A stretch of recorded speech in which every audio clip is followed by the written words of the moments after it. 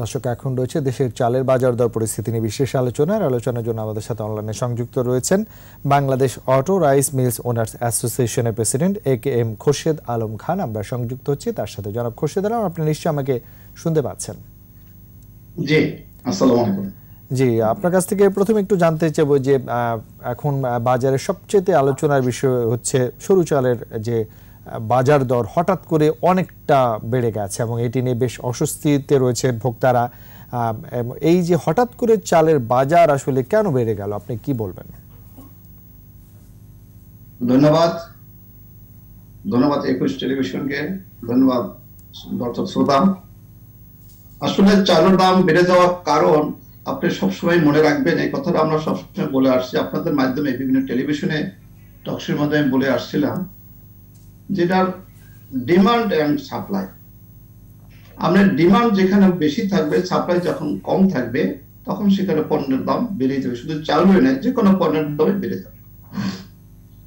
আপনি দেখেন সবজি, এখন সিজন, এখন সবজি হয়তো দাম একটু কমছে।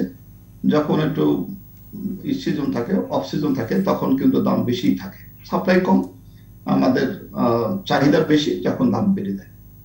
দেখুন, চাউলের বিষয়টা কিন্তু এরকম না। ধান কিন্তু আলহামদুলিল্লাহ জাতির পিতার করা মাননীয় প্রধানমন্ত্রী যখন ক্ষমতা আসার পর থেকে 2009 থেকে ধারাবাহিকভাবে যখন ক্ষমতা আছে, আপনি দেখছেন যেখানে তত্ত্বাবধায়ক সরকারের সময় চাউলের বাজার, নিত্যপণ্যের বাজার ঊর্ধ্বগতি ছিল, সেখান থেকে নিয়ন্ত্রণে এনে চাউলের একটা স্থিতিশীলতা চলে আসলো। যেখানে চাউল আমরা আমদানি করতাম, সেখানে চাউল কিন্তু আমাদের উদ্বৃত্ত ছিল এবং আমরা রপ্তানিও করেছিলাম, 50,000 মেট্রিক টন রপ্তানি করেছিলাম। আবার সেখান থেকে আমরা দেখতেছি কয়েক বছর যাবত যে চাউলের বাজারের উপরে একটা নিয়ন্ত্রণহীন অবস্থা চলতেছে। কে নিয়ন্ত্রণ করে? অভিভাবক কে? এই বাজারের এই যে অভিভাবক থাকতে হবে। এটার কারণ হচ্ছে যে আমাদের এই সেক্টরে, যেমন রাইস সেক্টরে অটো রাইস মিল আছে, বিভিন্ন হাসি মিল আছে, এই সেক্টরে কোনো নীতিমালা নাই যে নীতিমালার মাধ্যমে এটা পরিচালিত হবে বা একজনকে শাস্তি দেওয়া যাবে, তাকে ধরা যাবে, এরকম কোনো নীতিমালা নাই। যে যার মতো করে আসছে। তাই সবচেয়ে ভালো এটা ছিল যে আগে যখন আমাদের সম্পূর্ণ রাইস মিল গুলা আমরা কম্পিটিশন ছিলাম, চলাচ্ছিল, তখন কিন্তু চালের বাজার আপনার বাড়ে নাই। যখন আস্তে আস্তে ব্যাংকের মাধ্যমে যারা যখন সুযোগ সুবিধা না পাইছে, ছোট এবং মাঝারি রাইস মিল গুলো, তখন থেকে শুরু হয়ে গেল চালের বাজারটা এক ধরনের আপনার যেমন মেগা কোম্পানিগুলো, যেগুলো আমরা বলি মাল্টিন্যাশনাল কোম্পানি, যেমন স্কয়ার বলেন, এসিআই বলেন, সিটি গ্রুপ বলেন, ইন্দিবি টাইম, আপনার যমুনা বলেন, ফ্রেশ বলেন, তারপরে আপনার সিটি গ্রুপ থেকে শুরু করিয়া আকিজ গ্রুপ থেকে শুরু করে এরকম যত কোম্পানিগুলো আছে, বহুত কোম্পানি, তারা কিন্তু এখন চালের ব্যবসায় চলে আসছে। তারা এসে কি করলো, আপনি যখন দেখতেছে যে এই চালের ব্যবসায় এরা আসার পরে এরা প্রত্যেক কিন্তু কোনো না কোনো ব্যাংকের মালিক ডাইরেক্টর আছেন, একাধিক ব্যক্তি ব্যাংকের ডাইরেক্টর। এই এখন মৌসুম চলতেছে, আপনাদের আমন মৌসুম আমাদের চলতেছে, বাজারে আমরা ধান পাচ্ছি, অথচ তারা এই কোম্পানিগুলো তাদের নাম বললাম, তারা কিন্তু একদিনে 200-300 গাড়ির ধান তারা তাদের গোডাউনে ঢুকাচ্ছে। তাহলে তারা নিয়ে চাউল নিয়ে ধান নিয়ে তাদের গোডাউনে ঢুকাই মজুত করে ফেললো। বাজারে ধানের সংকট সৃষ্টি হয়ে গেল। আমরা যারা ছোটখাটো আছি, যারা ধরেন 1 কোটি টাকা পুঁজি, 50 লাখ টাকা, 205 কোটি টাকা আছে, তারা কিন্তু বাজারে চাউল ধান পাচ্ছি না, দাম বেড়ে গেছে। এখন আমাদের পর থেকে যারা ছোট পুঁজি আছে, তাদের কিন্তু প্রোডাকশন করিয়ার সাথে সাথে কিন্তু আমাদের আবার বাজারে দিয়ে যাচ্ছে আছে, কারণ নেক্সট আবার ধান আমার কিনে আবার আনতে হবে, আবার ধান চাউল বানায় আবার বাজার দিতে। এদের ব্যাপার হচ্ছে আরে এই সময়ের ভিতরে কয়েক হাজার কোটি টাকা ধান কিনে তারা মজুত করে ফেলে, আর চাউলটা আমাদের বাজারে আসতেছে না, সরবরাহটা আমাদের কমে যাচ্ছে। এই একটা কারণ হলো যে চাউলের দাম বৃদ্ধি হয়। নাহলে এখন হলো ভরা মৌসুম, যেখানে আমনের মৌসুম চলতেছে, ধান এখনো খেতে আছে, কিন্তু এখন কেন দাম বাড়বে? নিজের ধানে এখনো কাটা হয়নি, আমার নিজের ধান এখনো কাটিয়ে আনতে পারি নাই, এখন আমরা পাচ্ছি না, কি বলে, লেবার পাচ্ছি না। যাই হোক, ধান আছে, এখনো জমিনে ধান আছে, বাড়িতে ধান কেটে রাখা হচ্ছে, তারপরে ধান চালের দাম বেড়ে যাবে। এটা আমার মনে হয় বাংলাদেশের সৃষ্টির ইতিহাসে প্রথম একটা বছর শুরু হয়েছে, এর আগে এরকম হয়েছে একবার। তা আমি মনে করি, এই যে বড় বড় কোম্পানিরা এই ব্যবসায় সম্পৃক্ত হচ্ছেন, অবশ্যই ভালো একটি লক্ষণ, কিন্তু এই আপনি বলতে যাচ্ছেন বড় মজুদদারদের মজুদের কারণেই খুচরা বাজারে সরবরাহ কমে যাচ্ছে এবং দাম কমে যাচ্ছে। আমি তাই মনে করি তাই। এবং এটাকে যদি নিয়ন্ত্রণ করতে না পারেন, আপনি দেখেন এই যে আমাদের আগে ছোট ছোট যারা বাড়িতে বসে বসে ঘরে বসে চানাচুর ভাজিয়া ব্যস্ত, যারা চকলেট ছোট একটা মেশিন দিয়ে চকলেট মানে বাজারে আনতো, যারা মনে করেন চিড়া মুড়ি ভাজিয়া বাজারে বিক্রি করতো, এরকম চাটনি থেকে শুরু করে চিড়া মুড়ি যাহা কিছু আসে সবই কিন্তু এই কোম্পানিগুলোর নাম বললাম তারা এখন বানাচ্ছে। এই যে আমাদের যে এসএমই যে একেবারে নিম্ন মধ্যবর্তী থেকে যারা এই জিনিসটা বানায় বাজারজাত করতো তারা কিন্তু এখন বেকার হয়ে গেছে। ওরা আপনার আমার মনে হয় ভবিষ্যতে এই যে মুসি বারে রাস্তার ধারে ধারে মুসি বসে এই ব্যবসাটা ওনারা এখন নিয়ে নেবে, যে এই মুসিও ওনারা বসাই দেবে, টাকাটা ওনার কাছে যাবে। এইটা যে আমরা নিয়ন্ত্রণ করতে না পারেন, নিয়ন্ত্রণ না করেন, যেভাবে নিয়ন্ত্রণ করা হয়েছে, রোড অ্যাক্সিডেন্ট করলে এখন বিচারের আওতা নিয়ে আসা হয়েছে, তাদেরকে শাস্তির আওতা নিয়ে আসা হয়েছে, তাদেরকে এখন যাবজ্জীবন থেকে শুরু করে তাদের মৃত্যুদণ্ড পর্যন্ত কার্যকরী করা হয়েছে। কেন? এই রোড অ্যাক্সিডেন্টকে নিয়ন্ত্রণ করার জন্য। আবার দেখেন মাদকের বিষয়েও কিন্তু কোনো আইন ছিল না, সেটাও কিন্তু মাননীয় প্রধানমন্ত্রী জাতির পিতা কন্যা সেটাও কিন্তু আমাদেরকে নিয়ে আসছেন, সেটাকে মৃত্যুদণ্ড যাবজ্জীবন বিভিন্ন ধরনের সাজা তাদের জন্য নিয়ে আসছে। কেন? এটাকে নিয়ন্ত্রণ করার জন্য, যাতে যে ব্যাপক হারে যেভাবে মাদক ঘরে ঘরে পৌঁছে যাচ্ছে, তারা মাদক অ্যাডাক্টেড হচ্ছে, এটাকে নিয়ন্ত্রণ করার জন্য কিন্তু এই আইনটা করা হচ্ছে। আমি মনে করি এই দেশের মানুষকে যাতে বেকার হইতে না হয় সেই জন্য এই ধরনের আইন করিয়া, যে ওনারা ব্যাংকের মালিক, উনি ব্যাংক নিয়ে থাকুক না, যথেষ্ট ব্যাংক নিয়ে থাকুক, এবং তাদের ইন্স্যুরেন্সের মালিক, তারা তেল বানায়, চিনি বানায়, আবার লবণও তারা নিয়ে গেছে। এখন দেখেন এই যে গত মৌসুমে আমাদের এই যে কোরবানির সময় লবণের সংকট সৃষ্টি হয়েছে, কৃত্রিম সংকট সৃষ্টি করিয়া এই এক সপ্তাহের মধ্যে কয়েকশো কোটি টাকা তাদের পকেটে নিয়ে গেছে। এইটা যদি চালটাও তাদের হাতে না পারি, তাহলে অবশ্যই চাউলটাও তাদের হাতে যেহেতু চলে গেছে, যদি যায়, এটা যদি না সরান আইন করিয়া, তাহলে কিন্তু আপনারা ভবিষ্যতে দেশ এই কয়টা কোম্পানি চালাবে, যখন যারা যে সরকারের বলবে যে আজকের চালের দাম 500 টাকা, আমাদের চাল নাই, তখন 500 টাকা কিনতে। আপনার সঙ্গে আলোচনায় ফিরবো, এখান থেকে আলোচনা করবো, ছোট্ট একটি বিজ্ঞাপন বিরতি নিতে হচ্ছে। প্রিয় দর্শক, নিচ্ছে একটা বিরতি, আমাদের সাথেই থাকুন।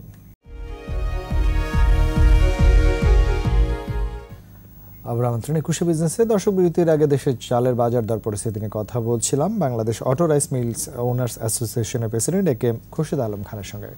তার সাথে আবার যুক্ত হচ্ছি। জনাব খুরশিদ আলম, আপনি যে আলোচনায় ছিলাম আমরা, যে এই যে হঠাৎ চালের বাজার দর বেড়ে যাচ্ছে, অবশ্যই মুক্তবাজার অর্থনীতিতে আসলে বাধা দেওয়ার সুযোগ নেই, ছোট বড় সকলেই সেই জায়গাটি নিয়ে কাজ করছেন, কিন্তু সেগুলো দেখভাল আমাদের আসলে চাহিদা কত, মজুদ কত, বাজারে সরবরাহ ঠিকমতো হচ্ছে কিনা, কোনো মধ্যস্বত্বভোগী এগুলো ব্যবহার করে সরকারকে বিব্রত, জনগণকে ভোগান্তি করছে কিনা, এগুলো আসলে কার দেখার দায়িত্ব, তারা কি দেখছেন?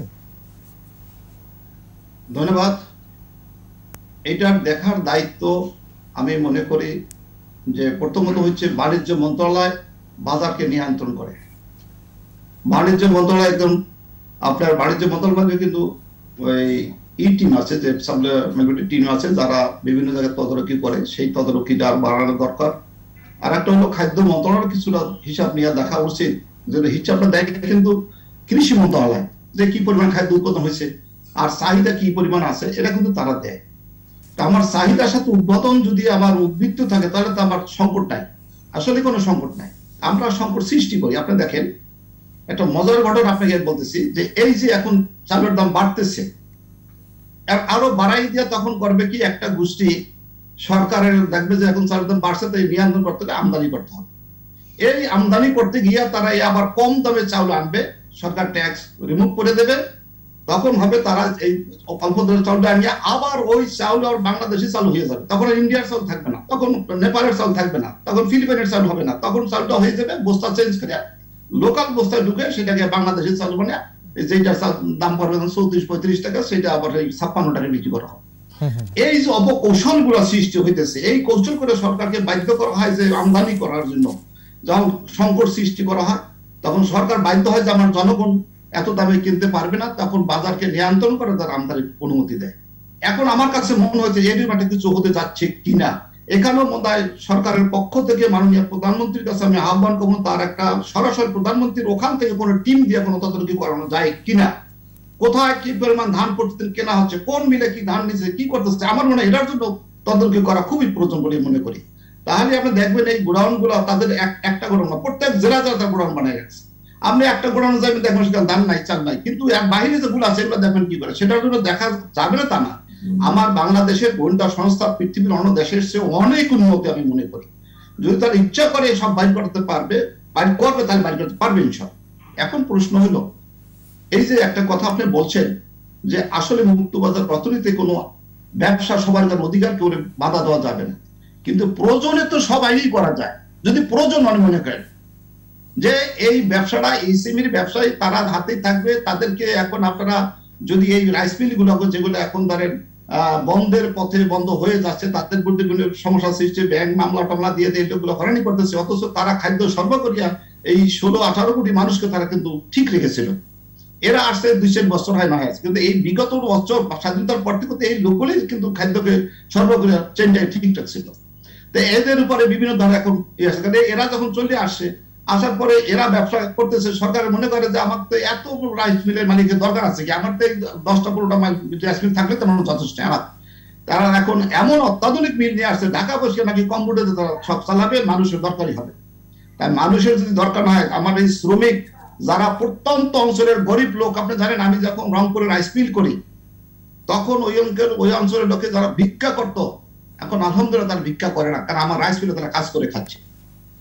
এই যে এমপ্লয়মেন্ট সৃষ্টি হয়েছে, এই যে একেবারে নিম্ন স্তরের উপরে আমরা ওখানে কাজ দিতে পারছি, সেটা একমাত্র রাইস মিল দ্বারাই সম্ভব হয়েছে, আর কিছু দ্বারা সম্ভব না। কারণ প্রত্যেকটা অঞ্চলে, প্রত্যেকটা উপজেলায়, প্রত্যন্ত অঞ্চলে রাইস মিল গড়ে উঠছে।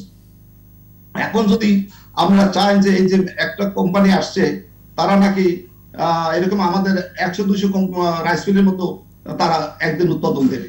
এখন তো একদিন উৎপাদন দিলে তাদের নাকি লেবারও লাগবে না, সম্পূর্ণ টোটাল কাজটাই নাকি তারা কম্পিউটার, অর্থাৎ এখন যে রোবট আছে তার মধ্যে সব করাই নেবে।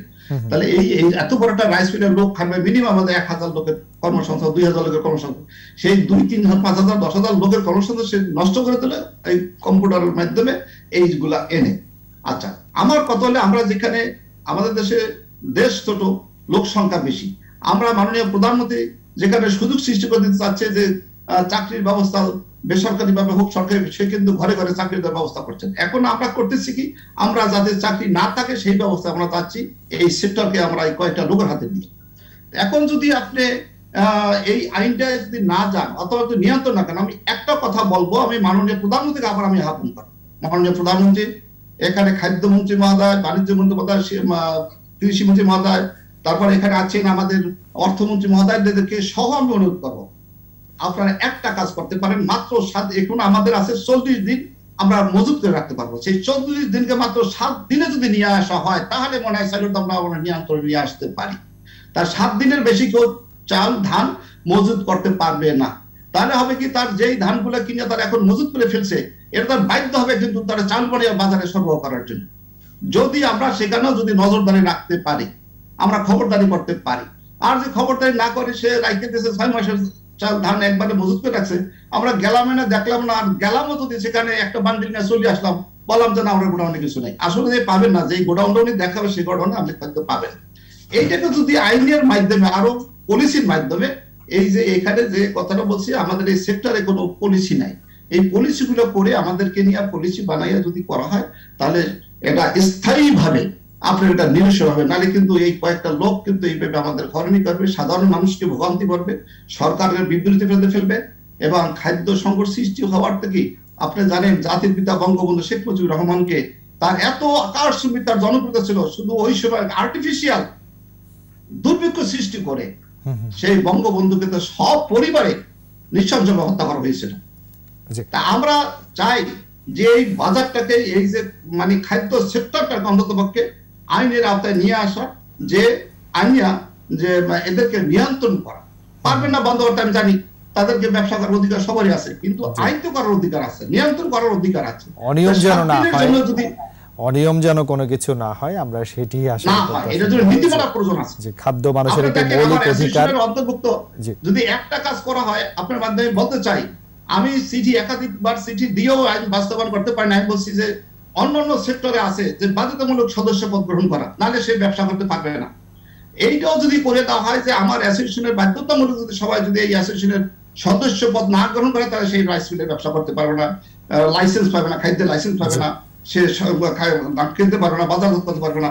তখন হবে কি, একটা তখন অ্যাসোসিয়েশন থেকে কিন্তু নিয়ন্ত্রণ করা সম্ভব। যদি আমরা কারোর বিরুদ্ধে দেখি আঙ্গুল তুলছে, তখন আমরাই দেখবো যে না, তোমার সদস্যপদ বাতিল করে দেবো, তখন সেটা দ্বারাও কিন্তু সম্ভব। জি, আমরা প্রত্যাশা করবো অবশ্যই সংশ্লিষ্ট কর্তৃপক্ষ রয়েছেন, খাদ্য মানুষের একটি মৌলিক চাহিদা আসলে অধিকার, এবং সেটি নিয়ে আসলে কোনো ধরনের ভোগান্তি তৈরি হোক, মানুষের যে অনীহা রয়েছে বা সরকারের বদনাম হোক, সেটিও আমরা চাই না। আমরা চাই একটু সুষ্ঠু সমাধান হবে। আপনাকে অনেক ধন্যবাদ আমাদেরকে সময় দেওয়ার জন্য। আপনাকে ধন্যবাদ। ধন্যবাদ একুশে টেলিভিশনকে। প্রিয় দর্শক, এতক্ষণ চালের বাজার দর পরিস্থিতি নিয়ে আলোচনা করছিলাম Bangladesh auto rice mills owners অ্যাসোসিয়েশনের প্রেসিডেন্ট একেএম খোরশেদ আলম খানের সঙ্গে। বের নিচ্ছে আরো একটি বিরতি, বেলা 2:35 মিনিট আবার ফিরবো 21 বিজনেসে। ততক্ষণ আমাদের সাথেই থাকুন।